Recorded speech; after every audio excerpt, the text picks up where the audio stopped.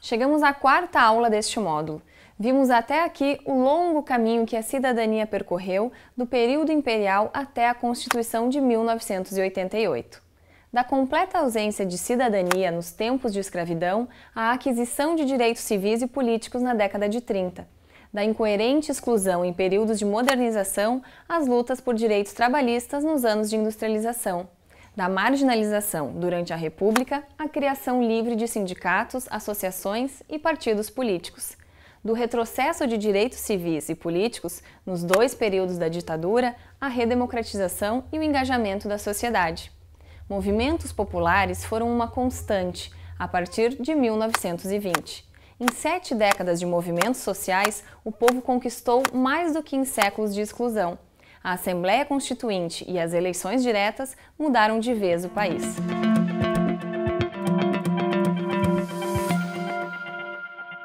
Estamos chegando aos dias atuais e suas novas formas de participação direta popular. Antes, vamos ter de voltar a 1985 para compreender a relevância das ações de governo da época. Vamos começar? Hoje vamos finalizar o percurso histórico que vimos realizando neste módulo. Chegamos a um momento em que a pergunta é: como a cidadania tem sido consolidada nos tempos atuais de forma a não deixar escapar as conquistas de décadas? Temos ainda outras perguntas a serem respondidas.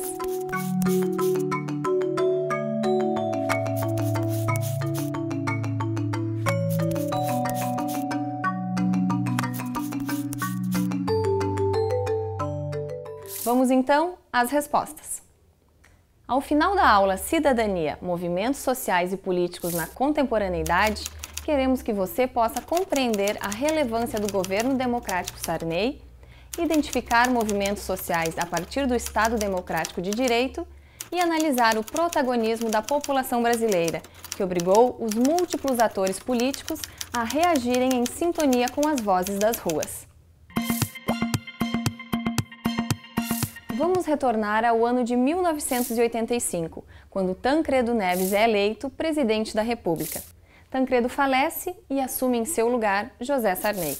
O governo Sarney é vital para entendermos as conquistas da Constituição de 1988.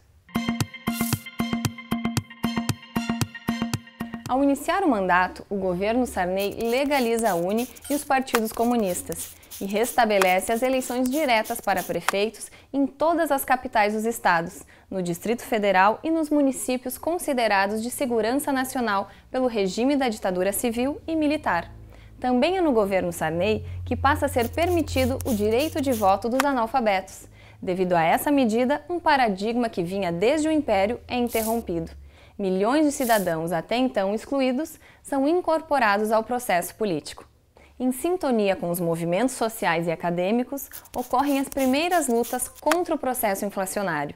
Além disso, tem início uma nova etapa de programas sociais, via transferência de renda direta para a população através de Vale Transporte, Vale Alimentação, Programa Nacional do Leite, Programa de Distribuição de Cesta Básica, Auxílio Alimentar para gestantes e mulheres que amamentavam, universalização de benefício pecuniário e previdenciário para toda a população brasileira de 65 anos e sem registro de contribuição previdenciária, implantação do Sistema Único e Integrado de Saúde, valorização das mulheres por meio da criação do Conselho Nacional da Mulher, valorização da população negra com a criação da Fundação Palmares.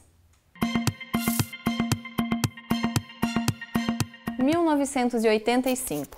O governo Sarney antecipa certas condições para a consolidação, um ano depois, da Assembleia Nacional Constituinte. Já no início do governo Sarney, a censura foi extinta e a liberdade de expressão de imprensa restabelecida. É implantada uma política de valorização dos produtores culturais e artísticos através de uma lei específica de incentivos. 1986. A Constituição nasce caracterizada pelos princípios de liberdade e da democracia. Incorpora direitos civis, políticos, sociais e difusos. Além disso, compatibiliza a democracia representativa e a democracia direta. 1988. A Constituição é promulgada. O PMDB e Ulisses Guimarães a intitulam Constituição Cidadã. 1989. A eleição presidencial direta escolhe Fernando Collor de Mello. Apesar da abertura política que resultou da Carta Magna, o país passou a enfrentar graves problemas, como a desigualdade social crônica, o desemprego e o processo inflacionário. Já analisamos no decorrer de nossas aulas algumas contradições na história política e social do país. De 86 a 88, uma nova contradição vem à tona. O professor Paulo Bahia vai nos pontuar com clareza que nova contradição é esta. Antes, porém, temos um desafio para você. Interprete a imagem a seguir.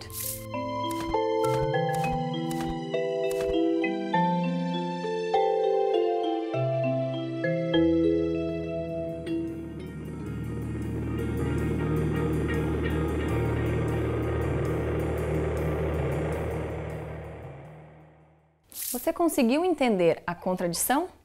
O professor Paulo a explicará.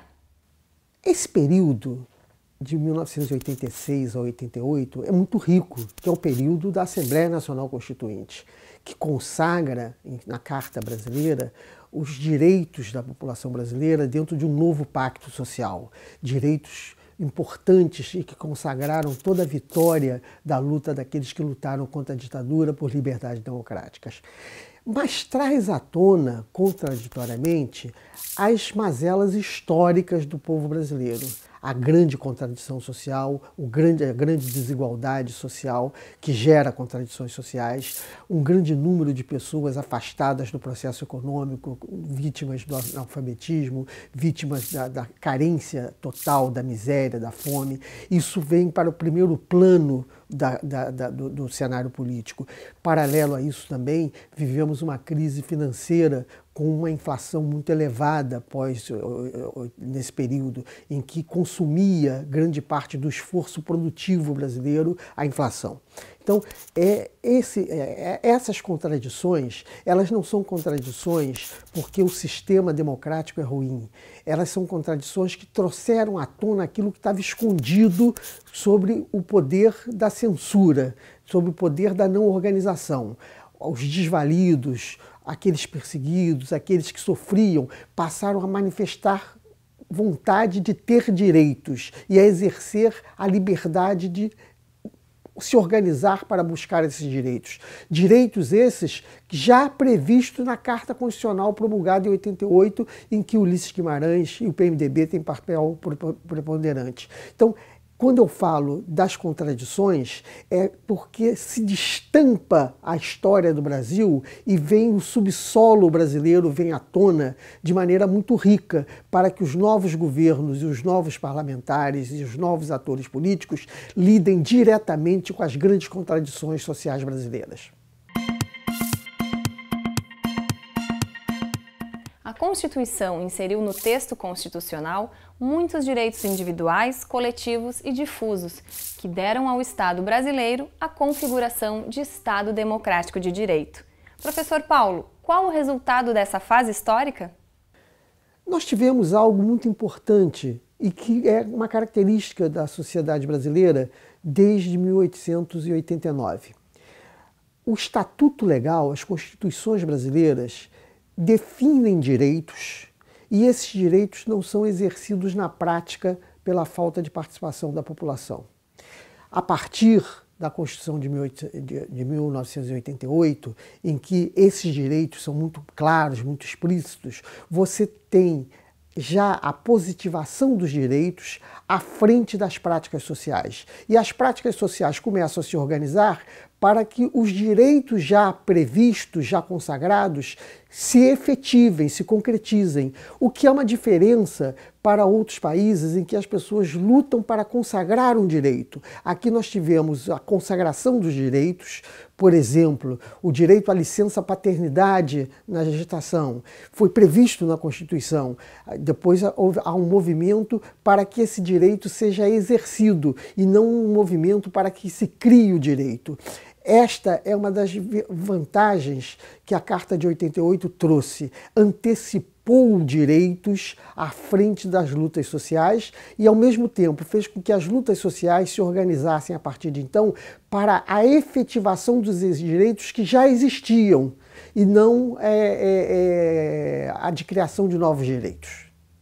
Então, o que podemos concluir é que os movimentos sociais e políticos passaram a lutar não mais para conquistar direitos, e sim para fazer funcionar para valer os direitos já expressos na Constituição. Há muitos exemplos marcantes dos tipos de movimentos sociais contemporâneos.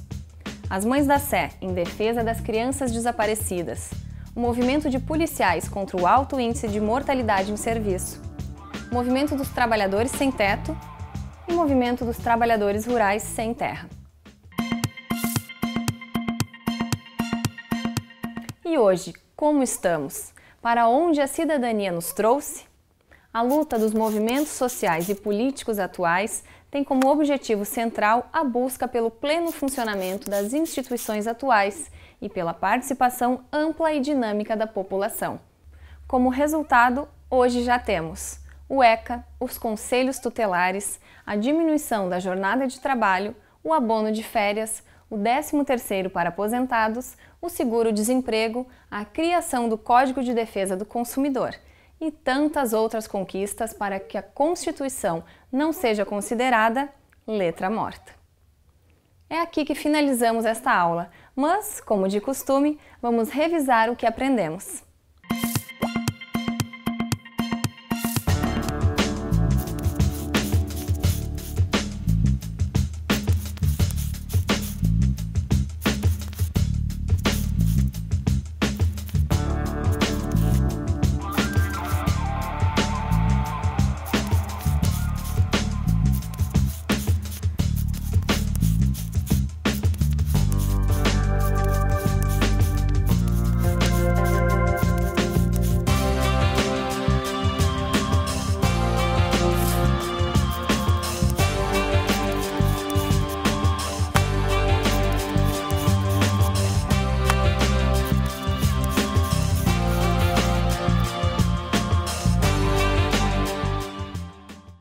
Esperamos que você tenha refletido sobre os temas que as 4 aulas do módulo 1 lhe trouxeram. Com a palavra final, professor Paulo, autor do curso. Esse módulo 1, nós tratamos de movimentos sociais, cidadania e sociedade. É um módulo que faz um apanhado histórico das lutas do povo brasileiro desde a colônia para virar o Brasil independente até o tempo presente com as movimentações do tempo presente. É um módulo que procura enfatizar o caráter político da participação da população e de seus movimentos, sejam eles institucionais, via partidos políticos, via sindicatos, via associações, sejam eles informais, grupos de pessoas que se juntam para manifestar algum desejo, alguma vontade. Vimos no módulo que a construção da cidadania foi dada por um longo processo de luta do povo brasileiro. Foi uma conquista árdua do povo brasileiro, do que vem desde o período colonial até o tempo presente. Então, hoje, no momento que você está fazendo esse curso, assistindo essa aula, saiba que você também é um agente que produz direitos e produz democracia e cidadania, porque a democracia é isso, é um sistema em aberto, sempre em crescimento, em busca de novos direitos. O que procuramos fazer ao longo desse módulo foi mostrar essa caminhada da cidadania do Brasil e como que essa caminhada da cidadania do Brasil está intimamente ligada a todos os movimentos políticos tão criativos que nós tivemos ao longo de 2 séculos.